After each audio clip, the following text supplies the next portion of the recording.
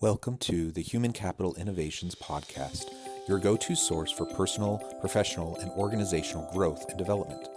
We hope you tune in often for all things people management, organizational development and change, organizational leadership, and social impact related.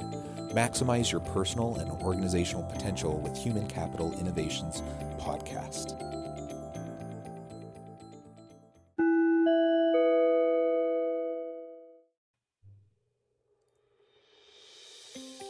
Welcome to the Human Capital Innovations Podcast.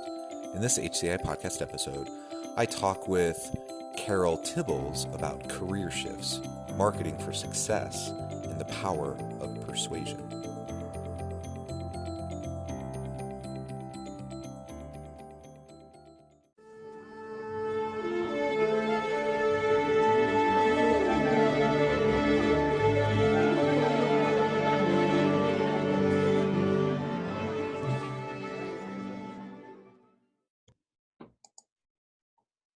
Karen Tibbals, welcome to the Human Capital Innovations Podcast. Thank you. I'm happy to be here. Yeah, I'm really excited to chat and have a chance to learn more about your career experience. And the topic for today, we're going to be focusing on shifts in your career, what kind of drove some of those shifts, talk about some of your marketing expertise and marketing for success, and then your book about persuasion. And I want to talk about the power of persuasion in organizations to lead people. As we get started, I want to share a brief bio.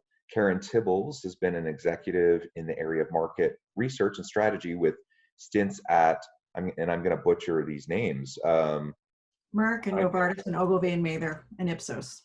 Oh, please say that again. Merck, Novartis, Ipsos, and Ogilvy and Mather. Excellent, thank you. Since starting in pharmaceuticals, she was responsible for many product launches. She took a detour for a degree in religion from Earlham School of Religion. She was so excited about what she learned that it totally changed how she thought about marketing. To capture these thoughts, she wrote her first book, which is about how these theories apply to marketing and marketing research. Now she has written a second book for a more general audience, Persuade, Don't Preach, and is at work on her next book, applying these theories to business life. Awesome background, interesting kind of path, and yeah, I look forward to chatting with you about all this. Would you like to share anything else about yourself before we launch in? Well, it's a weird switch. And when I did it, people were like, wow, that's great. People were really supportive when I made the switch.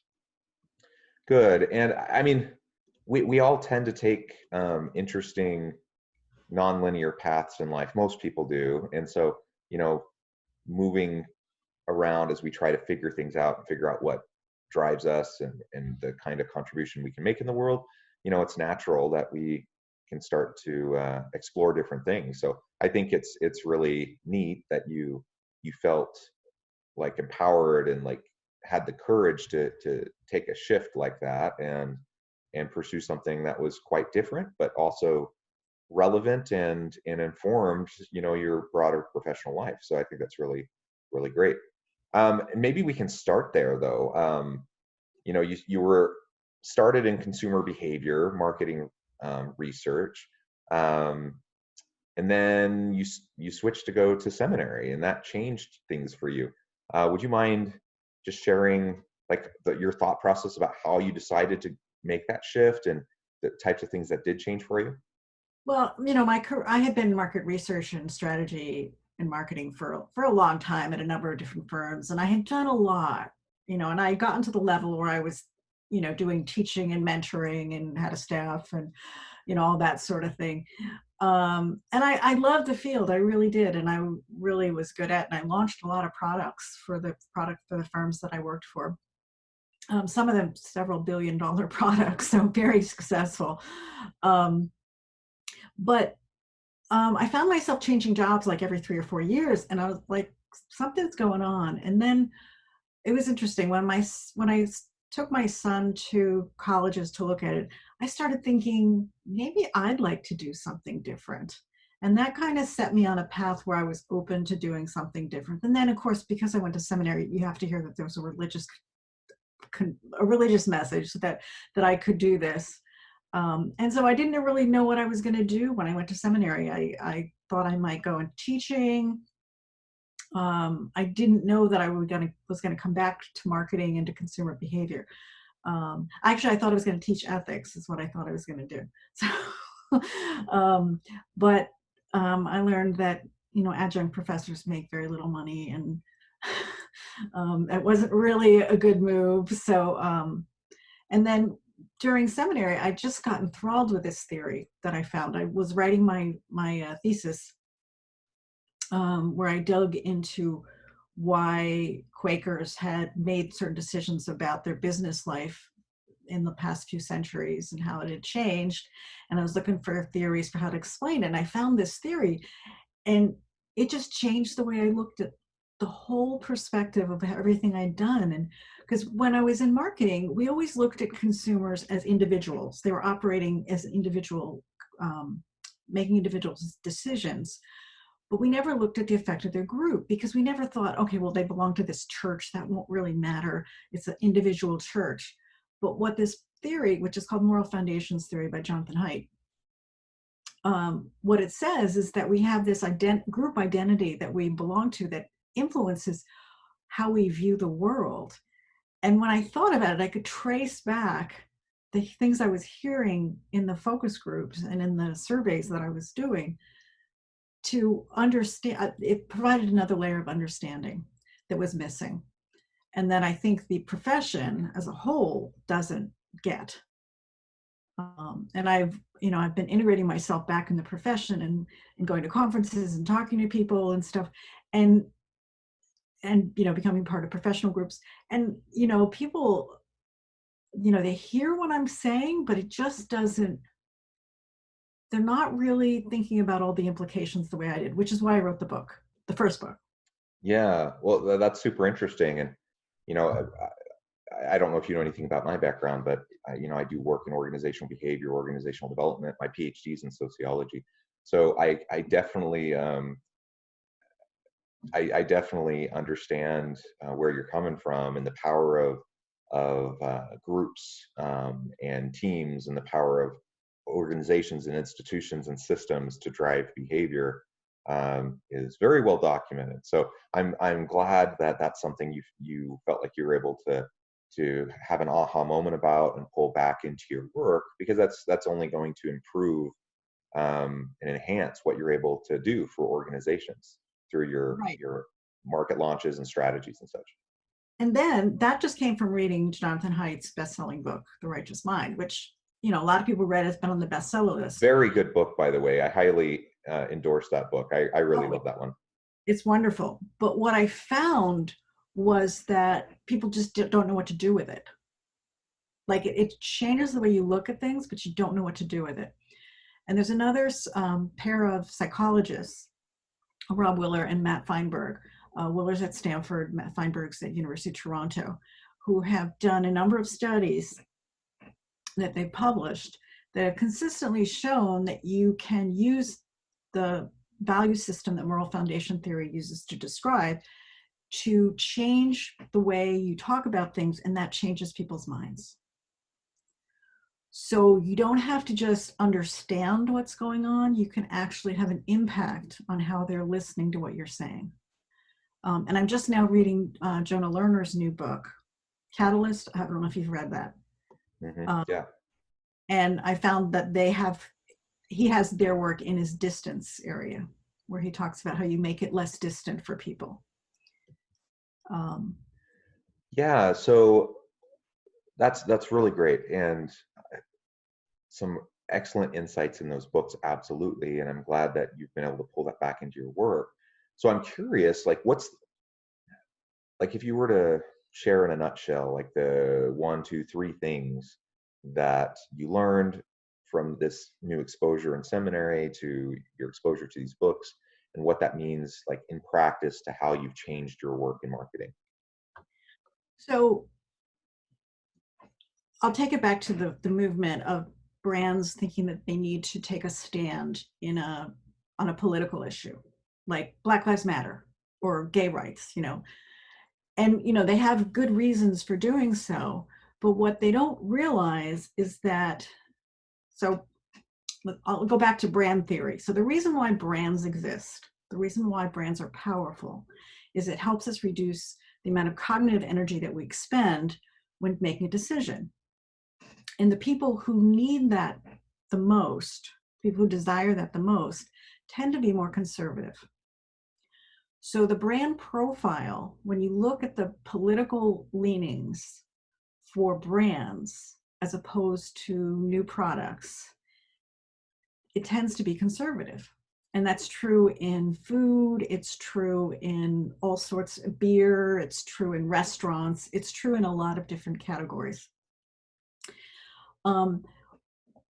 But what's going on right now is the brands are taking this stand because it's right for their employees, it's right for what they believe, but they're not paying attention to what's right for their customers, and they're not paying attention to how their customers are going to react. And there's a phenomenon going on in the marketing world right now where brands are losing, and the center of the grocery store is shrinking. It's getting less sales. Everything's on the outside. And I believe part of that is because brands are not paying attention to their core consumers, those conservatives who need the brands the most to help them make decisions and who have the most brand loyalty, and they're not paying attention to it. But I don't want to be taken as saying that brands shouldn't take a stand. That's not what I'm saying at all. What I'm saying is they need to take a stand in a smarter way. They need to take a stand. So what might that look like? So it would be taking the stand, but giving a reason that would come from the value system of the conservatives.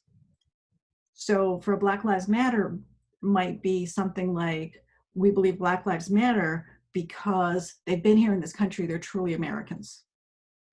So you use a patriotic message, which would appeal to the conservative base, so that it then becomes more convincing to the conservative base. Yeah, go ahead. But because the people who work in corporations, and specifically the people who work in marketing, are liberal, they don't even consider it. They don't even think about it. So I mean, really what it comes down to, and really the whole purpose of marketing generally, it's about persuasion, right? It's about convincing. It's about helping people recognize maybe a need they hadn't even previously considered, and how a particular brand, a particular product or service can meet that need. I'm sure I'm butchering, kind of what the nuance of marketing, but that's kind of how my simplistic mind thinks about it. But it does, in my mind, it comes back to persuasion. You're trying to persuade people to make purchases, right? But then you started to shift away from strictly marketing to your book about persuasion, that's a little bit more general. And I'm curious if you can talk to us about that. Like what's the reason behind why you decided to write that book, and what are some of the lessons for organizations and for leaders about how to better use persuasion?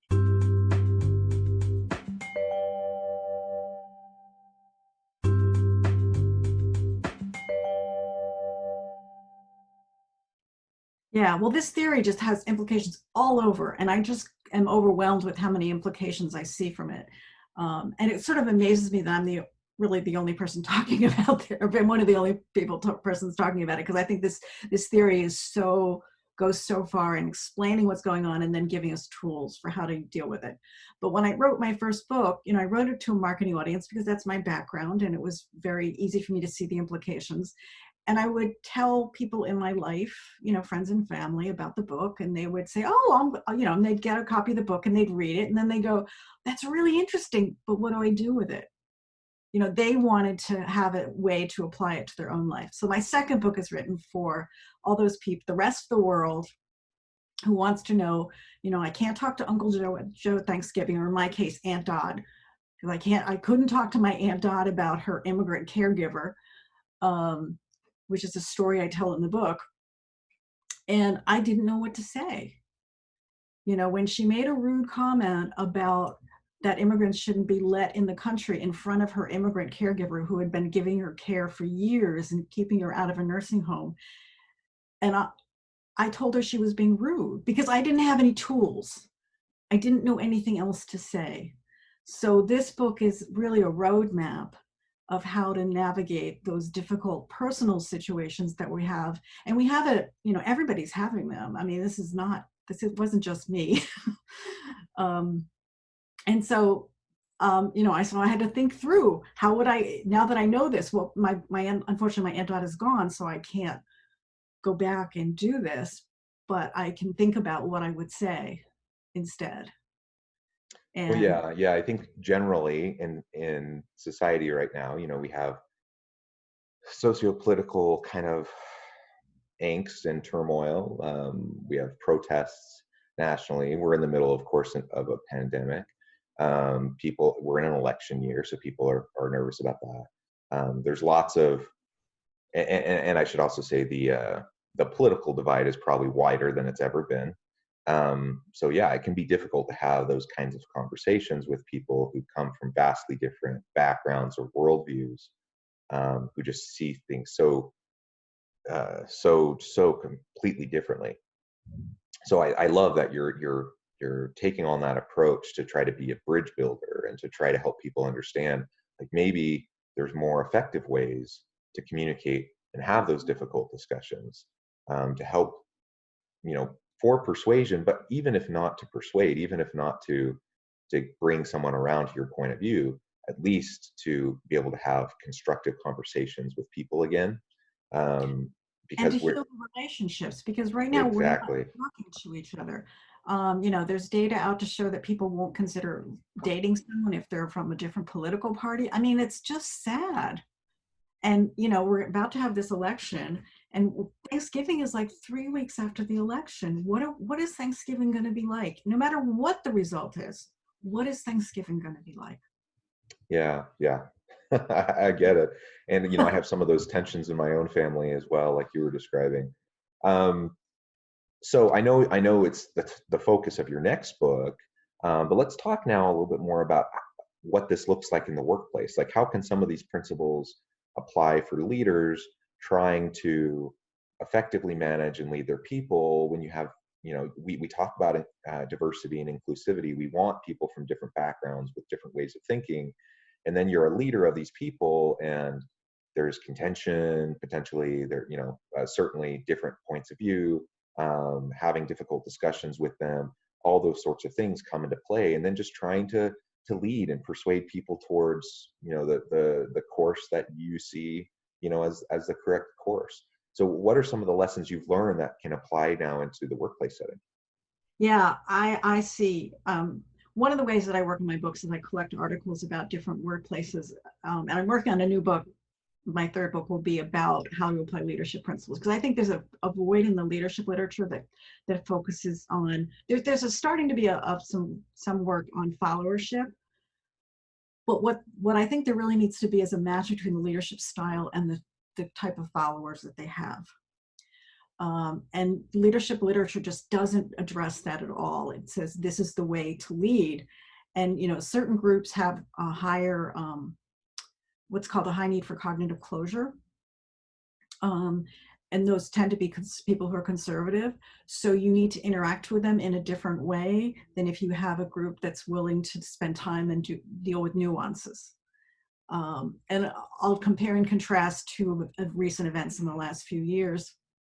Let's say the Google engineers who walked out because Google had a contract with the military to develop something, okay, versus the carrier and, factory workers where in Indiana where Trump visited, and then they were being laid off. They would have the carrier employees would have a very different reaction to a patriotic, let's build air conditioners for the military. They would have loved it, and so because that reflects their underlying value system. Again, goes back to the same theory and understanding what is important to the people you're talking to, and then figuring out when you want to say something, how can you use what's important to them to change the way you're saying it so that it then becomes more palatable and more actually something they can get behind. Does that make sense? Yeah, I think so. And I mean, it's about effectiveness, right? And so I know, I've had these conversations with friends, family, colleagues, about like sometimes we just need to, like someone says something hurtful or offensive, and we need to stand up um, for the disadvantaged, and we need to be bold, and we need to call them out, and these sorts of sentiments. And while I completely agree, there's a time and place for all of that, and it does need to happen. There's also a question of effectiveness and constructive dialogue that can occur, and that comes back to how we approach it and interact with people. And so people are going to put up defenses and they're going to put up walls and they're not going to engage if we use loaded terms. For example, I'm trying to remember what the example was you just gave a few minutes ago, but essentially, if you start out by saying, well, that's a racist comment, you know you're not going to be having any discussion at that point, even if it was a racist comment, and they probably should be called out on it. But there's a time and a place, and if you're trying to build consensus and you're trying to build um, relationships and collegiality, and you're trying to help people work effectively together, you have to search for constructive ways to engage and to address those types of behaviors. If someone does or says something racist, sexist, bigoted, it needs to be dealt with, absolutely. But let's also think about how we can effectively help to shift attitudes and behaviors. I guess that's really where you're coming from, right? That's exactly right. I was just listening to Krista Tippett's interview with John Lewis that was recorded, and he was a master at being, standing up for what he believed in, but doing in such a way that it didn't create hatred. And right now, we've got hatred going on, and we've got lots of bad feelings. And I want to be a part of healing this if I can. Yeah, well, I love that. I love the idea of healing. I love the idea of bridge building. As leaders, organizational leaders, uh, they carry a heavy burden, because they have so much responsibility and they get pressures from all sides. And if you're a leader that really cares about your people, you want to protect your people, and you also need to be driving higher performance. And so you have all these conflicting, sometimes and competing pressures and priorities.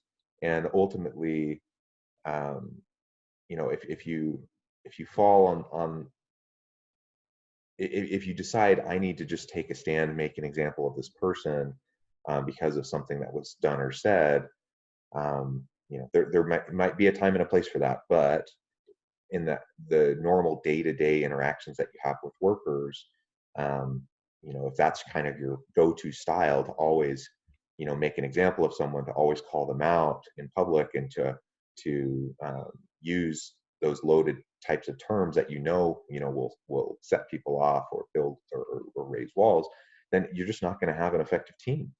It's just the way it is. And so we have to think smarter about how we engage with each other.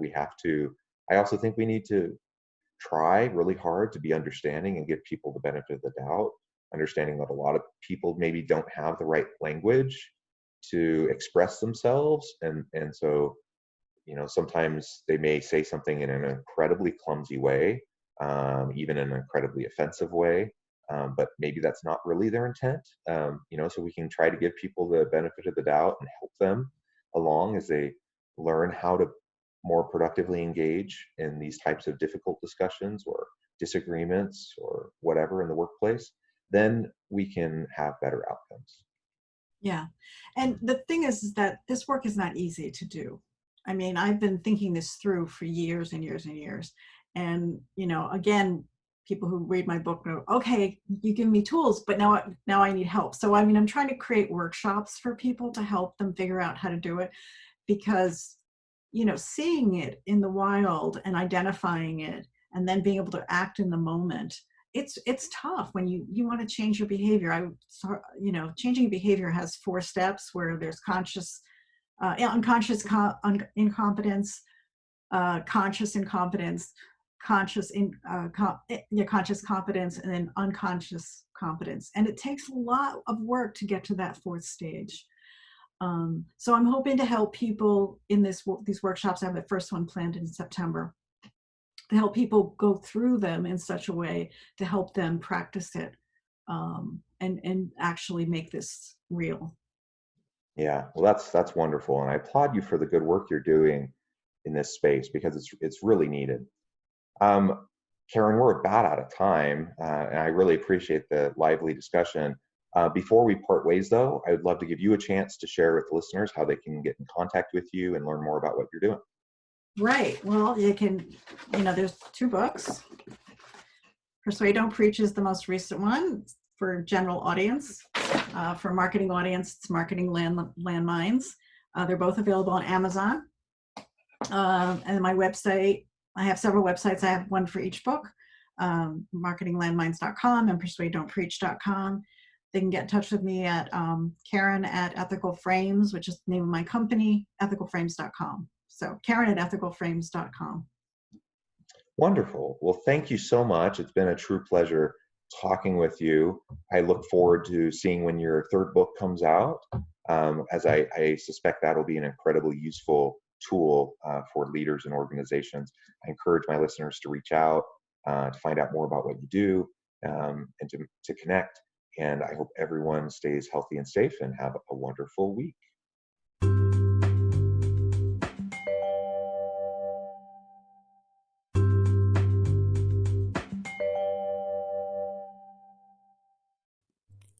Thanks again for joining us for this episode of the Human Capital Innovations Podcast. I hope you stay healthy and safe and that you have a great week.